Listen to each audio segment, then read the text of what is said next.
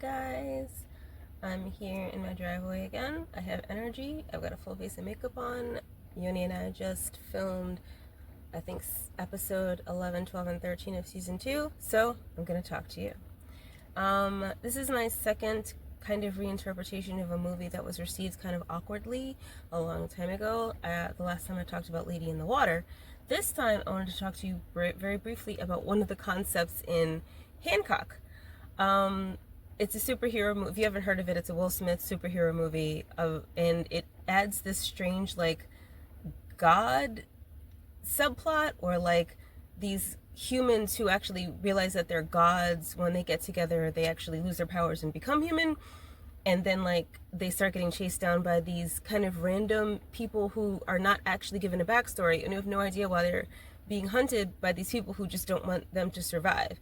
And Charlize Theron and Will Smith are the last married couple of gods who keep getting hunted by these dark seekers, or light seekers. And that's one of the biggest complaints in the movie. Is like, who are these people, and why are they hunting Charlize Theron and Will Smith? We don't ever get a reason for that. That's such a weird thing to add that doesn't make any logical sense.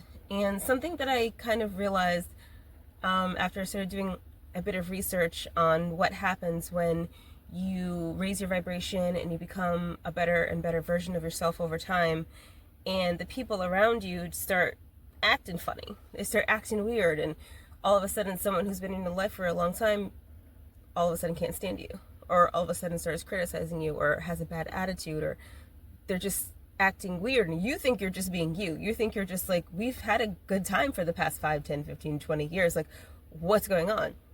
So something I heard spoke to me a little bit and made some sense, and I wanted to share it with you. What was said is that when people of vastly different vibrations get around each other, what usually happens is the person with the lower vibration feels irritated by the person with the higher vibrations. It doesn't always happen, but it happens enough that it's a thing. And if you're just like doing you, not paying anybody else any mind, just like minding your own business, like listening to your music with your AirPods or earbuds or whatever, and like playing on your phone or writing stuff, and then other people around you just have a huge problem with you for no reason, it's probably because the other people don't understand that your vibration is irritating their vibration. And since they don't know that they're the problem, and that the irritation that's being caused is because they're too low of a vibration to be around you. It's not that you're too high of a vibration to be around them. Anyone can be anywhere, right? It's not the issue of like, well, you should just not be around in those places. Like, no, everyone belongs everywhere. But the issue is them. If you don't want to be around someone who has a high vibration, don't be around someone who has a high vibration. Pick yourself up, walk on by, and go somewhere else if you're irritated around somebody. But no, what happens with people with low vibration is they go, oh, I feel irritated around this person. That person must be the problem. So since that person is the problem, I'm going to make sure that they know that they're a problem. I'm not entirely sure what the problem is, but I know that there's a problem, and I know that it's them that caused it. So I'm going to criticize them. I'm going to attack them verbally, hopefully, not all the time. In America, particularly, it is a very short walk between I'm uncomfortable around someone and I'm going to be violent towards you. It's a very short walk off a short pier. But yeah, so what'll happen is that person with a lower vibration will just be super fucking irritated by you just living. Like, you don't have to speak 2 words to somebody for someone to be like, that person's a problem. No, I'm actually not a problem. You're the problem. I haven't said 2 words to you.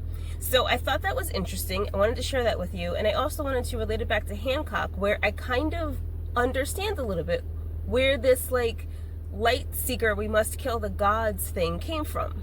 Because it seems like it's out of nowhere. But is it really?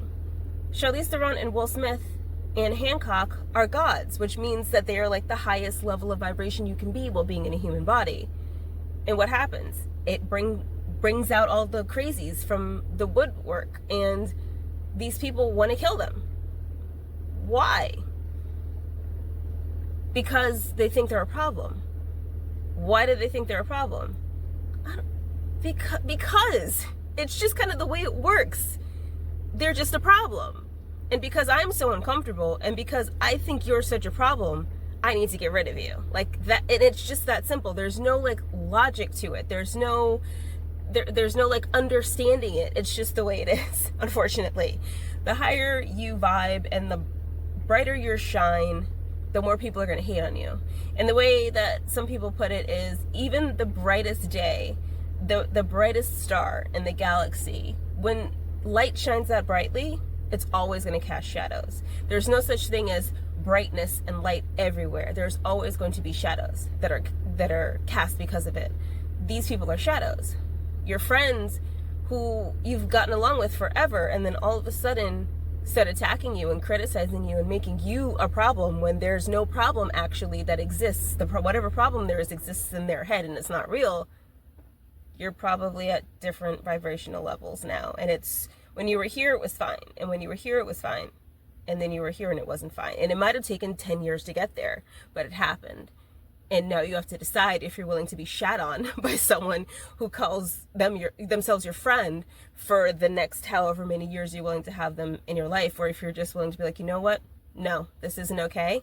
I can't have you in my life anymore. And like, let's both move on.